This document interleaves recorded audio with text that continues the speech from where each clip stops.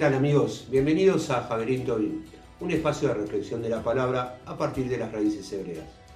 Hoy vamos a tocar un tema que es importante porque nos atañe a todos y se denomina la oposición. En este caso vamos a ver que hay 4 tipos de enemigos, por lo menos vamos a tratar hoy estos 4, que son los enemigos físicos, como por ejemplo hoy le está pasando lamentablemente a la tierra de Israel, a Eretz Israel, como se dice en hebreo, que Israel atacó y asesinó a un líder de la Jihad Islámica. Entonces, los países árabes que hicieron tomaron represalias y comenzaron a bombardear la nación de Israel. Esos son enemigos físicos. Ahora, hay otro tipo de enemigos que son, por ejemplo, los externos. ¿Quiénes lo constituyen? Satanás, el enemigo de nuestras almas, y sus huestes espirituales de maldad. Un tercer enemigo que vamos a nombrar es el de el círculo primario. ¿Quiénes son ellos? Los que están conformados por nuestros parientes y nuestros amigos más cercanos. Ahora vamos a estar desarrollando todos estos tipos de enemigos. Y el último, y el más difícil de enfrentar, es uno mismo. Somos nosotros mismos, a quienes nos tenemos que vencer para ser guiados a la perfecta voluntad del Señor. Bien, ahora vamos a ver entonces cómo refleja la palabra del Señor a cada uno de estos enemigos. Teniendo en cuenta que la oposición que ellos presentan, el Señor la permite porque siempre nos hace crecer, nos hace madurar, nos hace tener más fuerza en Él. Bien, vamos a ir entonces al primer enemigo. Lo encontramos, o los primeros enemigos. En el libro de Jueces, capítulo 3, del 1 al 3, la palabra del Señor dice lo siguiente. El título del capítulo es Naciones que fueron dejadas para probar a Israel. 3.1. Estas pues son las naciones que dejó Adonai para probar con ellas a Israel, a todos aquellos que no habían conocido todas las guerras del Canaán. Verso 2. Solamente para que el linaje de los hijos de Israel conociese la guerra, para que la enseñasen a los que antes no la habían conocido. Verso 3. De los 5 príncipes de los filisteos, todos los cananeos, los sidonios y los heveos que habitaban en el monte del Líbano, desde el monte de Baal Hermón hasta llegar a Mat. Bien, aquí observamos que el Señor mismo dice que son enemigos dejados por Él con un propósito determinado. ¿Cuál es ese propósito? Que los hijos de Israel aprendan a hacer la guerra.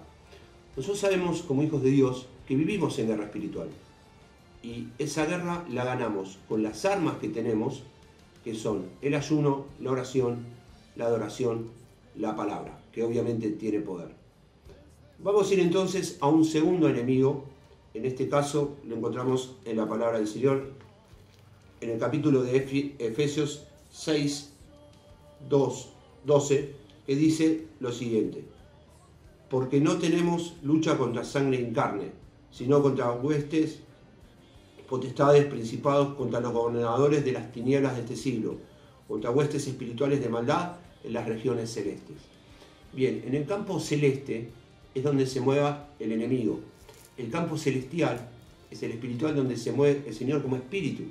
Entonces es allí donde nosotros debemos vencer a los enemigos que no son físicos, sino más bien espirituales. Vamos a pasar a un tercer nivel ahora en lo que es la oposición. En este caso lo encontramos en 1 Samuel 17, del 28 al 23. En este caso vamos a ver lo que es el grupo primario. Y vamos a tomar David, que en ese momento era un pastor de ovejas, enfrenta a uno de sus hermanos que se opone, que es Eliab. Y la palabra dice lo siguiente. Y oyéndole hablar Eliab, su hermano mayor, con aquellos hombres, se encendió en ira contra David y dijo, ¿para qué has descendido acá? ¿Y a quién has dejado aquellas pocas ovejas en el desierto?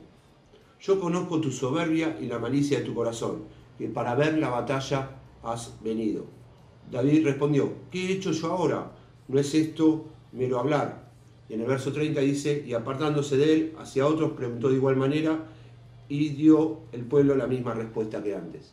En este caso vemos que quien se opone a quien fuera luego el rey David era su propio hermano Eliab.